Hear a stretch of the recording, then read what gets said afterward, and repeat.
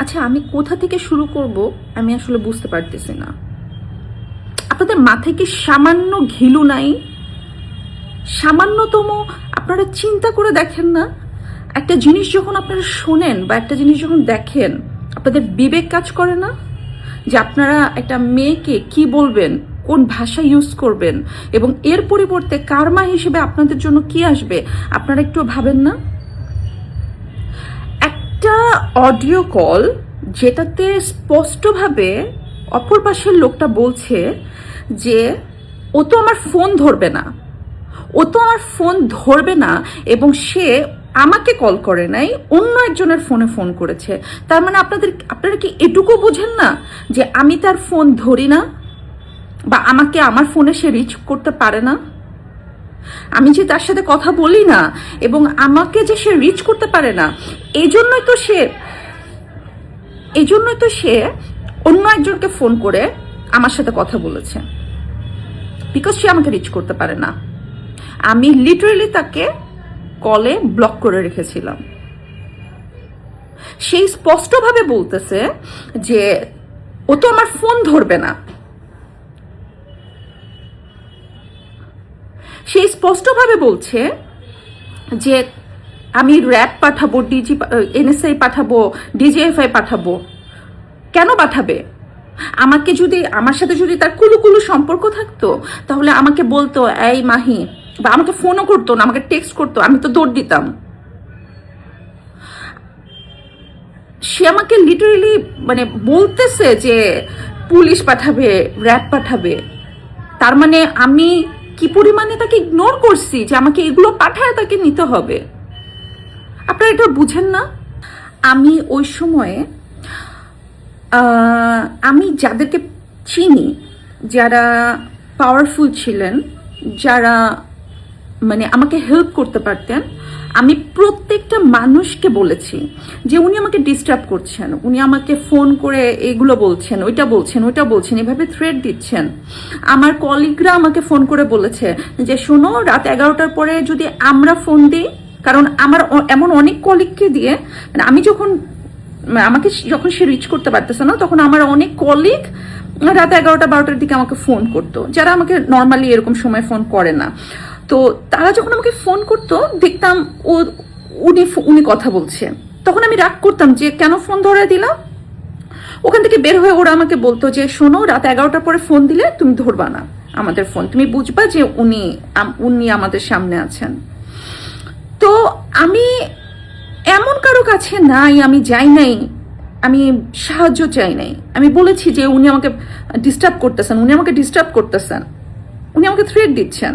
কিন্তু সবার একটাই কথা ছিল যে উনি তো আসলে মন্ত্রী, উনার কি করব, বা কোন পুলিশের কাছে আসলে আমি রিচ করতে পারি নাই কাউকে।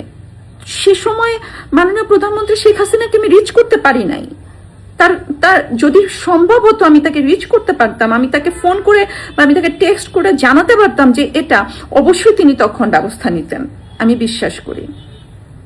কিন্তু যেহেতু তখন আমি পারি নাই, সো এটা আমাকে খুব পোলাইটলি আমাকে হ্যান্ডেল করতে হয়েছে। আমি ফোনে তাকে গালিগালাজ করতে পারি নাই, তখন আমার পাশে রকিব ছিল না। রকিব থাকলে অ্যাটলিস্ট রকিব হয়তো বা গালিগালাজ করতে পারতো। তখন এমন কেউ ছিল না যে তার বউকে ডিস্টার্ব করতেছে এজন্য একটা মন্ত্রীকে গালিগালাজ করবে বা তার বিরুদ্ধে কোনো অ্যাকশন নেবে। বা সো আমি নিরুপায় ছিলাম, আমি আমার মতন করে হ্যান্ডেল করেছি। আমি যেভাবে সেফ হওয়া দরকার আমি সেভাবে সেফ হয়েছি। আপনারা বলতে পারেন যে ওই পাশ থেকে গালিগালাজ করছে, তুমি তো হেসে হেসে কথা বলেছ। তো আমি কিভাবে কথা বলবো? আমি কি উনাকে গালিগালাজ করব, পরে আমার কোনো ক্ষতি হয়ে গেলে তখন আপনি দায়িত্ব নিতেন না? আমার মনে হয় যে আমি তারপরে যতটুকু শুনেছি, খবর পেয়েছি, যে আমাদের ফিল্ম ইন্ডাস্ট্রি বলেন, নিউজ প্রেজেন্টার যারা আছেন, সিঙ্গার আছেন, এমন অনেকে আছেন, অসংখ্য নারীরা তাকে দ্বারা বুলিং হয়েছে। সো এটা আপনারা বুঝবেন না। আমার মনে হয় আপনারা মানুষ না, আপনারা অমানুষ। যদি অমানুষ না হতেন, একটা বাচ্চাকে নিয়ে কথা বলতেন না, একটা নারীকে এইভাবে অসম্মান আপনারা করতে পারতেন না। রাজনীতি এটা ডিফারেন্ট বিষয়, রাজনৈতিক বিষয়ে কথা বলাটা এটা কিন্তু পুরাটাই ডিফারেন্ট বিষয়। আপনি একটা মেয়ের চরিত্র নিয়ে কথা বলতেছেন যেটা আপনি জানেন না। আপনারা যে একটা ছোট বাচ্চা, একটা মাসুম বাচ্চা, একটা ফেরেশতাকে নিয়ে ট্রল করতেছেন, আমাকে বুলিং করতেছেন, আপনাদের মনে হয় না? আপনাদের ভয় করে না? আপনারা মুসলমান না? আপনাদের আল্লাহ নাই? আপনাদের ভবিষ্যতে বাচ্চা কাচ্চা হবে না? অথবা আপনার বোনের বাচ্চা কাচ্চা হবে না? আপনার ভাইয়ের বাচ্চা কাচ্চা হবে না? আপনার নিজের বাচ্চা কাচ্চা হবে না? আপনার মনে হয় না যে আপনার এই কথাটাতে আল্লাহ অসন্তুষ্ট হয়ে আপনার বাচ্চাকে অটিস্টিক বানাইতে পারে, অথবা আপনাদেরকে কোনোদিন বাচ্চা নাও দিতে পারে, অথবা আপনার বাচ্চাকে অসুস্থ বানাতে পারে? এটা তো কার্মা, এটা কিন্তু প্রকৃতি কিন্তু শাস্তি দেয়। ধরেন আমি অনেক বড় অন্যায় করেছি, আমার বাচ্চা তো কোনো অন্যায় করে নাই। আমার বাচ্চা অন্যায় করেছে? আমার বাচ্চা দেখতে যেমন হোক, আমার বাচ্চা আমার কাছে রাজপুত্র। আমার বাচ্চাকে আপনারা যেভাবে বুলিং করতেছেন, আমার বাচ্চাকে নিয়ে কথা বলতেছেন, আল্লাহ সইবে না। এটা কিন্তু একটা নায়িকা না, একটা মা আপনাদেরকে অভিশাপ দিচ্ছি। অভিশাপ দিতে হয় না, কিন্তু অভিশাপ না মন থেকে চলে আসে।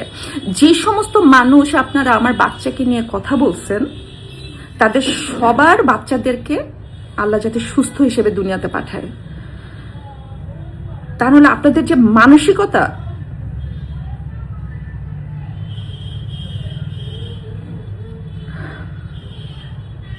আরেকটা বিষয়, আপনারা কি ভেবেছেন আমাকে এগুলো বললে, আমাকে বুলিং করলে আমি আওয়ামী লীগ নিয়ে কথা বলবো না?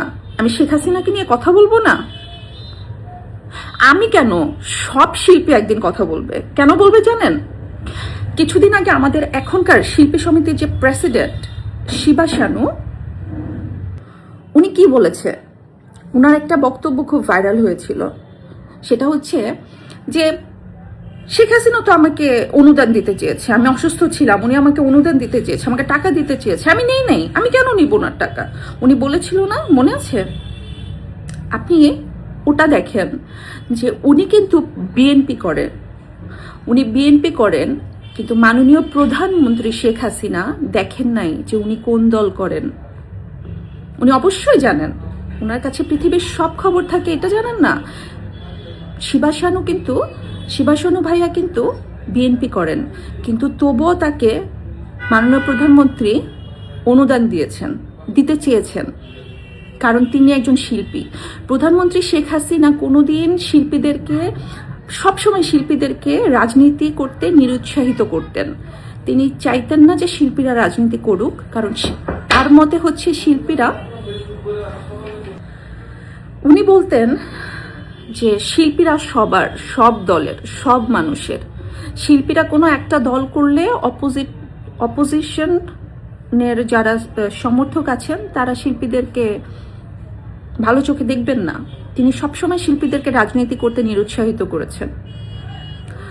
আমাদের যারা শিল্পীরা আছেন, যে সমস্ত শিল্পী বিএনপি করেন, এখনো করেন, তখনও করতেন, তাদের অনেককে প্রধানমন্ত্রী শেখ হাসিনা অর্থ দিয়ে সাহায্য করেছিলেন। আমি দেখেছি যে এমন অনেক শিল্পী আছেন যারা চলচ্চিত্র পুরস্কার পেয়েছেন, জাতীয় চলচ্চিত্র পুরস্কার পেয়েছেন। এমন অনেক শিল্পী আছেন যারা 21 পদক পেয়েছেন। এমন অনেক ডিরেক্টরকে দেখেছি যারা অসুস্থ হয়ে ট্রিটমেন্টের জন্য দেশের বাইরে গেছেন, মারা গেছেন, লাশ আনার জন্য টাকা ছিল না, তাদেরকে অর্থ দিয়ে তাদের লাশটা দেশে আনা হয়েছে। অর্থ শেষ হয়ে গেছে, আবারও টাকা লেগেছে, আবারও অর্থ দিয়ে সেই লাশটা দেশে এসেছে। তাহলে সেই সমস্ত শিল্পী হয়তোবা তাদের দল করার কারণে তারা মুখ ফুটে শেখ হাসিনার প্রশংসা করেন না, কিন্তু তাদের আত্মা তো জানেন যে মাননীয় প্রধানমন্ত্রী শেখ হাসিনা কখনো দল দেখেন নাই। তিনি দেখেছেন যে আমরা শিল্পী। তো আপনাদের আমি বলবো যে সমস্ত শিল্পীদেরকে আমি অনুরোধ করব। আমি আরেকটা জিনিস যেটা ভুলে গেছি, যে আমাদের মধ্যে অনেক শিল্পীরা যারা আসলে জুলাই আন্দোলন করেছেন, সেই শিল্পীরাও কিন্তু এই 5 আগস্টের পরে যখন বিভিন্ন শোরুম উদ্বোধন করতে গেছেন, তাদেরকে 10 জায়গায় ফোন দিতে হয়েছে সিকিউরিটির জন্য। তারপরেও তাদের কিন্তু হেনস্থার শিকার হতে হয়েছে, তারাও কিন্তু মানে রক্ষা পান নাই মব থেকে। তো আমি আমাদের সমস্ত শিল্পীদেরকে বলবো যে আপনারা মানে স্পিক আউট না করতে পারেন, অ্যাটলিস্ট আশেপাশে যখন আপনারা বুঝবেন যেটা অ্যাক্টিং, অথবা বুঝবেন কোনো অন্যায় হচ্ছে, আপনারা ওটার প্রতিবাদ করেন।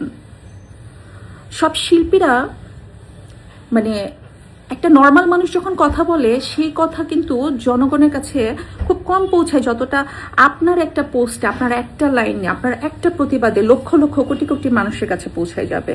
তো আমি সমস্ত শিল্পীদেরকে আমি অনুরোধ করব যে আপনি আপনার দেশকে যদি ভালোবেসে থাকেন, তাহলে দেশের মানুষের স্বার্থে আপনার একটা স্ট্যাটাস দেন, একটা মানে প্রতীকীভাবে হোক প্রতিবাদ করেন। এটা আমি আমার শিল্পীদের জন্য রিকোয়েস্ট রাখবো। আর ওই যে যারা হচ্ছে বুলিং করতেছেন, তাদের আবারও বলি, আমার 14 গোষ্ঠী যদি উদ্ধার করে ফেলেন, আমি তবুও শেখ হাসিনার কথা বলবো, আমি স্বাধীনতার কথা বলবো, আমি বাংলার মানুষের কথা বলবো। মাননীয় প্রধানমন্ত্রী শেখ হাসিনাকে আমি ভালোবাসি, তার জন্য যদি রাস্তায় নেমে মরে যেতে হয়, তবুও আমি মরে যাব, আমি আমার জান দিব। সবাই ভালো থাকবেন, সুস্থ থাকবেন, সত্যের সাথে থাকবেন, ছলনার মধ্যে পড়বেন না। জয় বাংলা, জয় বঙ্গবন্ধু।